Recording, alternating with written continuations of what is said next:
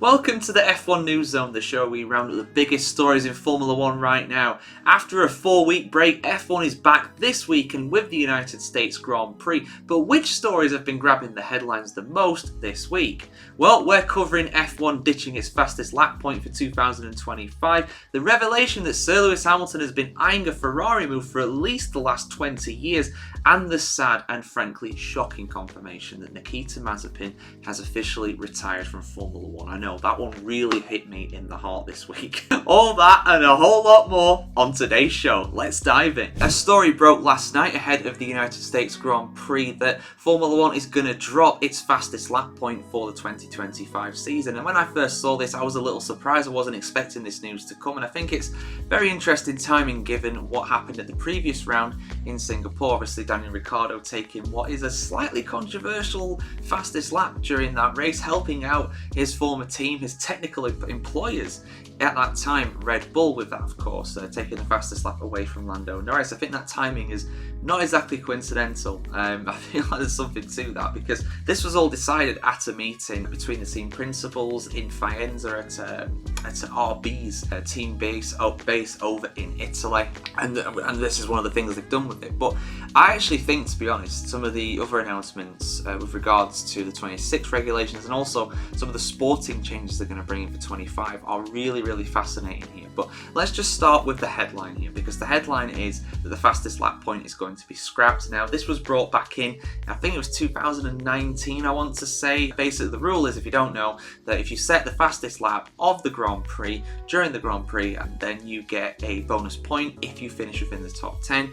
If you finish outside the top 10 and you set the fastest lap, nobody gets the point. But if you finish inside the top 10 and set the fastest lap, hooray, you get a bonus point because of that. And I actually kind of like it, to be honest. I feel like it adds an element of strategy in there, and it gives some of the drivers further down the order, some of the drivers are kind of in a gap big enough to actually pit and come out on fresh tyres and try and take the fastest lap. I feel like it gives them something to play for. And early on, we did see this 2019, 2020. We saw quite a few instances of that. But the problem is that, well, there's a few problems, but one of the biggest problems I found actually recently, and this is actually a good thing, to be honest, but the biggest thing is that Formula 1 right now is too competitive to allow many drivers to go and pit and set the fastest lap. So we're not really seeing those late race strategies where someone will just bolt on a new set of tyres and try and set the fastest lap point. It doesn't really happen because the gaps, for the most part, are not big enough. And that's a good thing. That is a great thing. We want to see that. We want to see close racing in Formula 1. But the side effect of that is that we're seeing this now. Now, whether that's going to continue next year is anybody's guess. I would say it will. I'd say the cars will close up even more. In 26, most likely we're going to see some bigger gaps again as the new regulations kick in. And then, of course, you've got the other side of things where the Ricciardo situation, that is the most blatant example of this happening. But to be honest, I feel like that is actually a symptom of having second teams. But then again, supporters of Red Bull would rightfully point out, well, if it was Sergio Perez that was down there in 13th, for example, which is not unlike him, unfortunately, let's just say it's Sergio Perez and he did the same thing, then, well, there'd be no problem with it. It's only because it was RB, the second Red Bull team, that in theory, is independent and is not directly tied to Red Bull, even though they are, but officially they are their own team, their own independent enterprise, and they don't work to support Red Bull, but they do, just unofficially, right? But that's my kind of thoughts on it. I'm not going to lose any sleep over it. I am sad to see it go. I feel like it adds a bit of a strategy element in there, like I said, a bit of something to play for in the final laps of the Grand Prix. But I also think it's not entirely worked as it was intended either, so I understand why the teams have voted against this, because at the end of the day, this is the teams voting for this. This is not the FIA or anybody like that. This is Formula 1 and this team saying, no, we don't want this anymore. So that's going for 25. Now let's have a look at the official press statement here on F1.com. So there's a few points in here that are very interesting. So here's another one, and this hasn't made any headlines for some reason, but so the young driver during free practice has been expanded from once every season to 2. So now all teams throughout the season, at some points they're going to have to put a young driver in. And what constitutes a young driver is, I think it's down to experience, how many Grand Prix they've actually competed in. So even some someone like Alex Palou or Colton Herta, who I believe they've both driven for McLaren in free practice sessions in the past. They're not that young, but in terms of Formula 1 experience, they have none. They've never competed during the Grand Prix. So I think that's positive. I feel like they should have more, to be honest. I feel like it should be 4 or 5, to be honest. Let's make practice interesting, because practice right now, it's not really that interesting unless you're a hardcore F1 fan like me, for example, who doesn't really have much of a life. But outside of F1, all jokes aside, it's not the most interesting thing, and drivers have spoken out about this before. Fernando Alonso has been a big critic of how pre-practice sessions work. They've been streamlined down to an hour from an hour and a half like they used to be, and some weekends you only have one free practice session when there's a sprint race. And I think outside of that, outside the sprint weekends, we should have 4 or 5 weekends where you put these young drivers in. We want to make it interesting, because the experienced drivers still have 2 practice sessions to go and do their thing at the end of the day. So it's positive, and I feel like they should take it further, to be honest. But again, let us know thoughts in the comments below, guys. But let's have a look here. So 2026 regulations. So the 2026 technical regulations, which were originally approved in June, have been subject to extensive enhancements in terms of aerodynamics thanks to effective collaboration between the FIA, F1 and the teams. These adjustments will lead to higher car performance while maintaining management of wake characteristics to promote close and exciting in racing. So yeah, that was a big worry with these regulations, that the pace of the car is not going to be fast enough. It's going to be a Formula 1 car, of course, because F1 cars are F1 cars, but unfortunately it would have meant that the cars were relatively slow. They wouldn't have been that, in theory, according to rumours, they wouldn't have been that much faster than Formula 2 cars, which pretty embarrassing at that point. But they say they seem to have sorted those issues out, or at least partly anyway. A significant update has also been to make the 2026 sporting regulations, with the aim of being to simplify and modernise their structure. Measures were introduced to regulate the energy management of the power units, as well as the management of the adjustable aerodynamics, straight line mode for low drive and cornering mode for high downforce. So again, it's the active aerodynamics, which I think are going to be very, very interesting to see how they work. They're probably going to work with the driver. The teams wouldn't be able to set them, I don't think, but we'll find out more about that. I mean, the deadline to finalise these is the 1st of January 2025, so we've still got a few months for everything to be confirmed or to potentially disagree with them, and let's see what happens. It's also confirmed that there will be 3 pre-season tests of 3 days each for the 26th season to account for the new power units. Again, new power units, new cars, you need more testing time, that's fair enough. Finally, building on the experience gained since 21, significant effort has gone into simplifying the 26 financial regulations with changes in the perimeter and of exclusions and adjustment methodologies into strengthening measuring available to FAA compliance. So yeah, I think basically with that, they're changing what is actually concluded in the cost cap, and also they're doing things like adding inflation in there, adding the overall amount that they're allowed to spend to keep in line with real life inflation, which is fair enough again. So yeah, it's positive stuff. We don't know all the specifics of it. Fastest lap point going, I think it's a bit of a shame, but I'm not going to lose any sleep over it. More free practice drivers, yeah, I'm all for that. I feel like they should go even further with it, to be honest with you. I feel like they're not doing enough with that. And yeah, I mean, we'll have to. I reserve judgment over the regulations, so we actually see them, because we can't judge them yet. But they're making the right noises. But then, of course, cynics, which I am a cynic sometimes when it comes to F1 for sure. I'm sure you guys have noticed that. Will say, well, how do we know? Of course they would say that. Of course they'd say that it's all hunky-dory and everything's great and the regulations are fantastic. They would never come out and say, oh yeah, no, it's terrible. We've really messed up with these guys. So, but they're making the right noises, so let's see what happens. But then again, Ron Dennis made the right noises before he put the Honda power units in the McLaren in 2015, and we all know how that turned out. So I'll reserve judgment until we see some more on this. But what do you guys think about these changes? Do you like the fact that the fastest lap point is going? And what do you think about the free practice drivers? Let us know in the comments below. Very interesting quote that I heard this weekend regarding Sir Lewis Hamilton's upcoming move to Ferrari for the 2025 season and beyond. Now, of course, the current boss of Ferrari, the current team principal of Ferrari, is Fred Vasseur. Now, I love Vasseur. I think he's a great guy. He always comes across really well in the stuff he says in the media. And something he said recently very interesting stuff.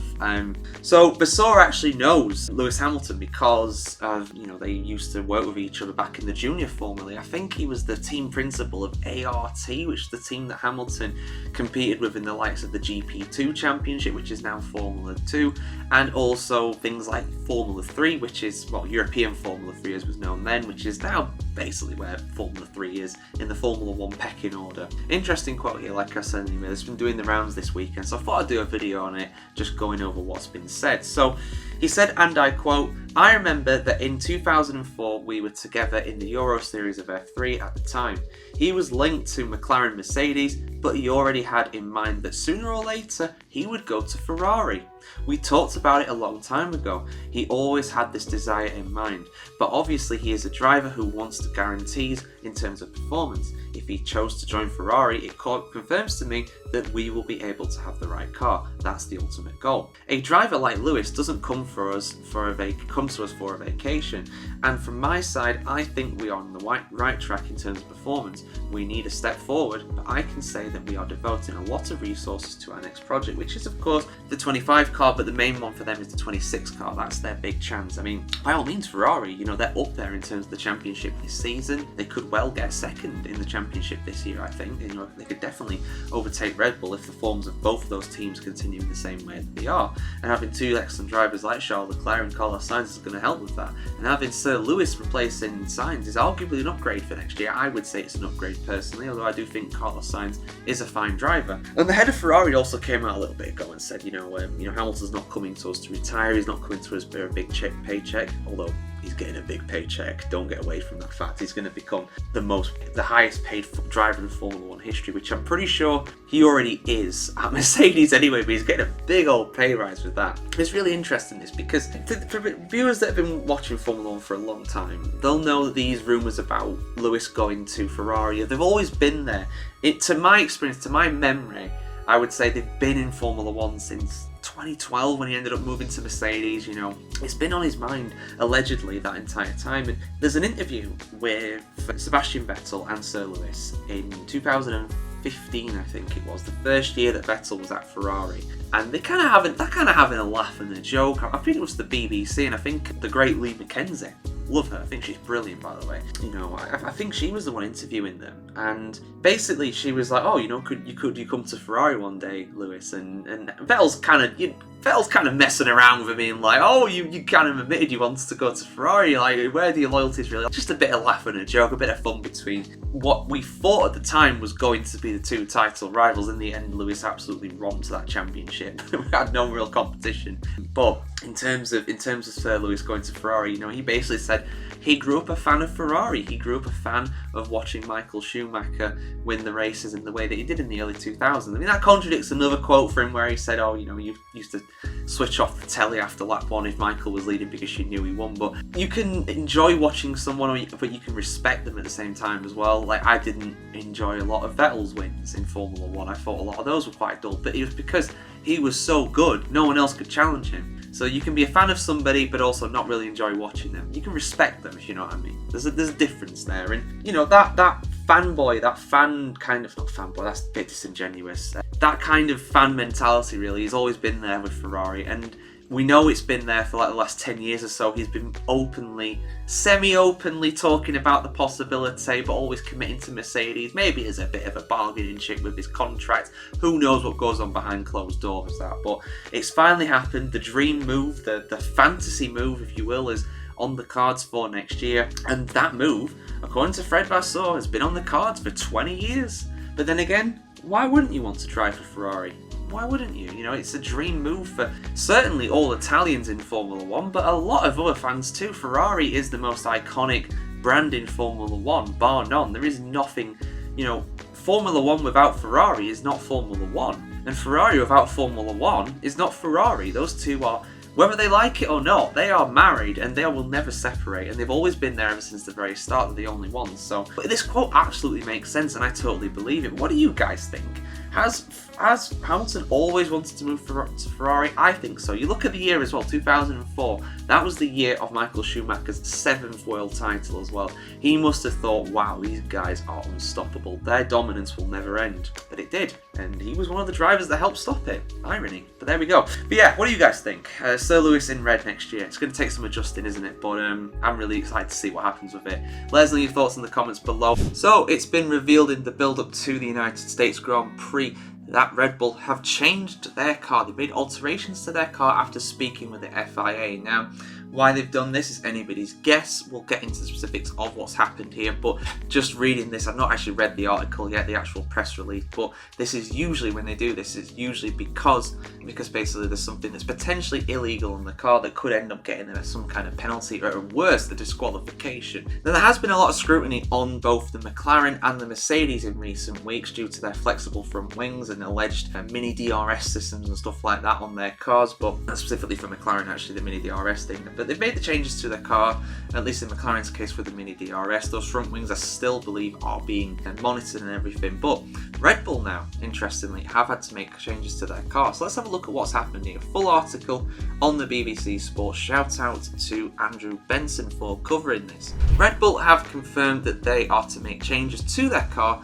as a result of discussions with governing body, the FIA. Rivals had alerted the FIA to a device in the Red Bull cockpit that they believed could be used to adjust the height of the front of the car's floor. Ooh, interesting. The concern of rival teams was that this could be used to make changes to the car's setup between qualifying races when they are not allowed. That's obviously when it's in parc ferme. So after qualifying during a normal Grand Prix weekend, it's slightly different from sprint weekends, but during a normal Grand Prix weekend, basically when the car goes out onto the track for the first time in qualifying, the setup of that car cannot be changed. The only things that can change are things like fuel load, tyre pressures, and the front wing angles. That's it. Aside from that, things like the front ride height, the front of the floor, that can't be changed. So let's have a look at this. The concern of rival teams was that this could be used to make changes to the car setup between qualifying races when they're not allowed to. A Red Bull spokesperson told BBC Sport, yes, the device exists, although it is inaccessible once the car is fully assembled and ready to run.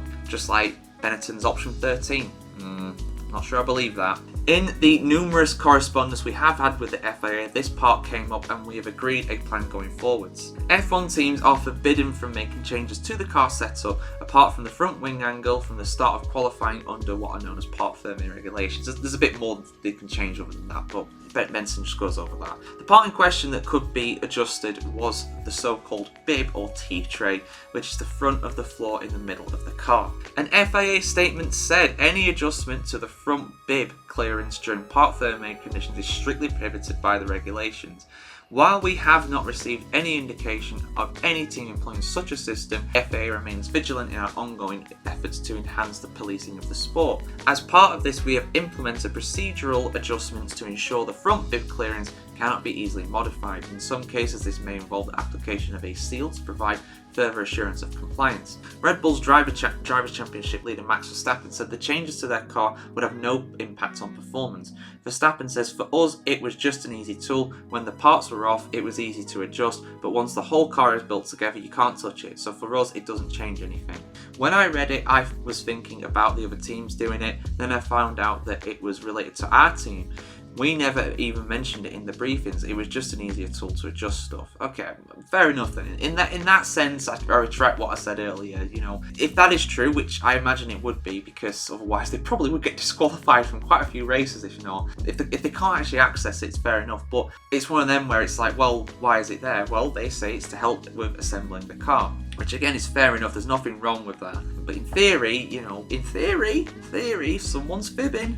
You know, it could be, but I do believe what they're saying, to be honest. But let's have a look here. So, McLaren's Lando Norris, who was challenging Verstappen for the driver's title, said it's it's one thing having it on your car and another how much you exploit and use it, which we have no idea on. If they have been using it in the way that people think they have, maybe it will shift things. But they have not got several poles and wins for just such a device. I don't think it will change anything. But when you see poles decided by thousandths of a second, you might say maybe it will change something. But that's if they've been using it out on the track.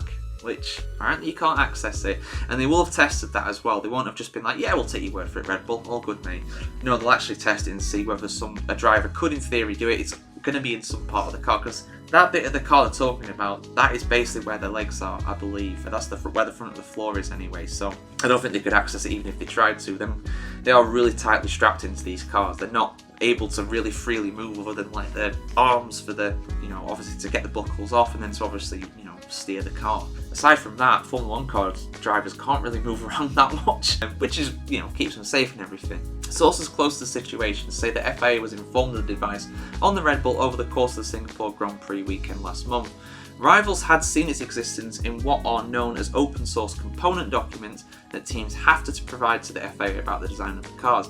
The ability to adjust the floor of the car would enable teams to better balance the demands of qualifying and racing. The team would prefer the car to run lower in qualifying and higher during the race.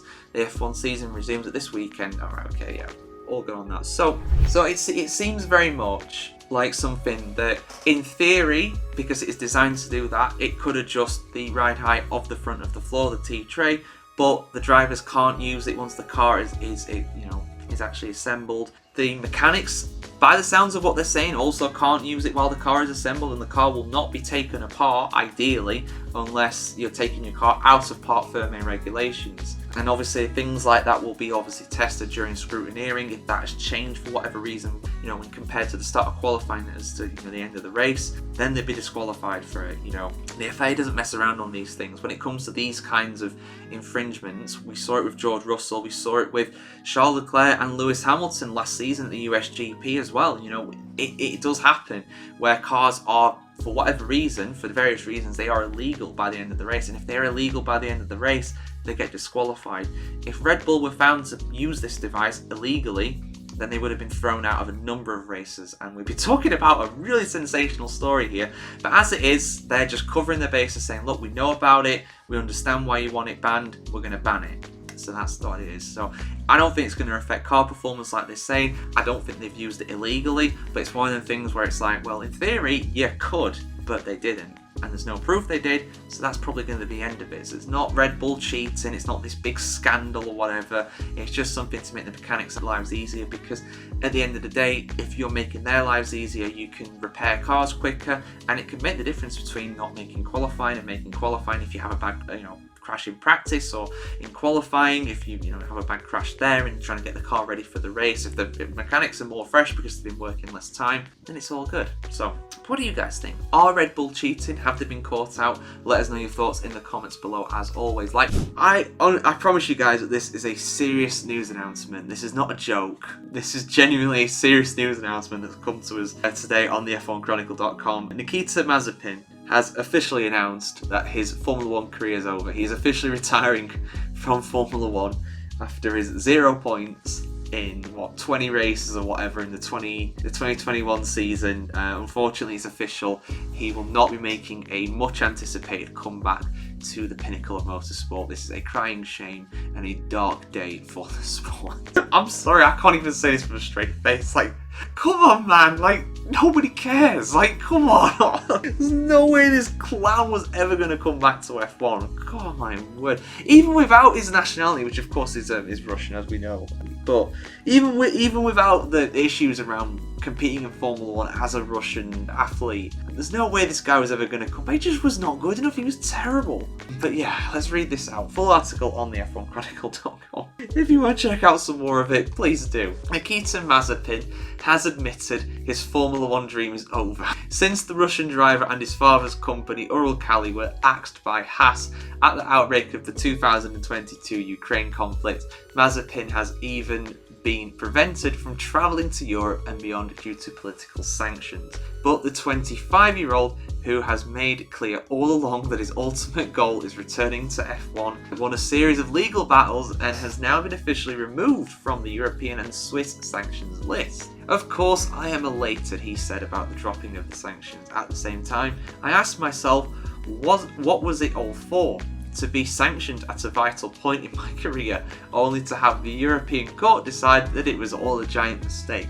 F1's governing FIA still compels Russian drivers who can no longer race under their national flag to sign a document denouncing their country before being approved to complete. But I don't know about denouncing the country as such. I mean, we've already covered this in another video. I can't remember who it was actually relating to. It might have been Hassan or Akali and their sponsors, but basically to compete in an FIA event, allegedly what Russian athletes have to do is sign a waiver saying we denounce the special military operation in Ukraine. It's not really denouncing the country as such, it's just the people running the country and their actions recently, if that makes any sense. It's like, I'm proud to be British, but I think our government is a bunch of clowns, and that's never going to change, you know, whether it's the Conservatives or the Labour, doesn't matter. All the same, really. But anyway, let's not get onto UK politics. But another truth for Mazepin is that F1 teams are almost certainly still highly reluctant to sign a driver whose father, Dmitry, has been expressly linked with Vladimir Putin. So what's next for Mazepin? Well, time put things in perspective, he said. I think I can now say that the first act of my life was really shaped by and dedicated to trying to be the best in motorsport. It has been painful to watch everyone in F1 moving forward and not be a part of it. Really, Mazepin, it was painful watching you in the sport when you were part of it, mate. He's failed to score a single point in his whole F1 season. And according to Mr. V's Garage, one of my favourite YouTubers as well, Mazepin at no point during the entire 2021 season ran in the top 10. He completed 0 laps in the top 10 of the entire season, which is genuinely impressive. You know, no one else managed that or even got close to doing that. So that's a stat for you guys. That shows you how bad he was. I mean, the Haas was terrible, don't get me wrong, but this guy was, bad. Watch his start in Bahrain, his first ever F1 race. It's a very quick video, for good reason. Vindication in the courts is sweet, but the truth is that I can't get those years back. Those essential years in the life and development of any professional athlete, which leaves me now at the ripe old age of 25 realising it's time to look forward, not back.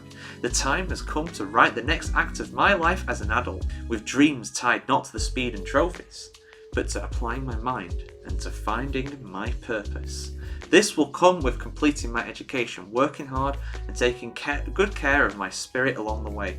So while you will not be seeing a return to F1 for me, crying shame that, I'll be happy to share news with you on my next steps. Well, yeah, fascinating stuff there. Mazepin, you know, I really did think that he could do it, you know. I did think that the comeback was... he's probably within the top 10 drivers from Russia of all time in Formula 1. I think he just about makes it into that. So, you're talking about a world-class athlete here. Before anybody says anything, I say this all relatively tongue-in-cheek because, of course, to make it to F1, you have to be an incredible driver. He's one of the worst ever to compete in F1, in my opinion. But still, there are worse drivers out there. There are. But I am very happy to see that he's given up on coming back to F1 because just not a very from everything I've heard, not a very nice guy, and also on the track, not a very good driver by F1 standards. So he does not deserve to be occupying one of the 20 seats in the sport. No chance for me.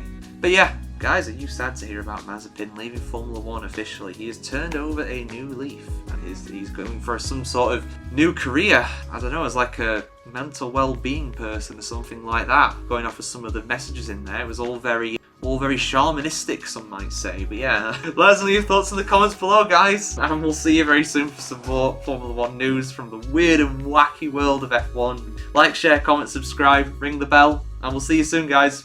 Have a good one.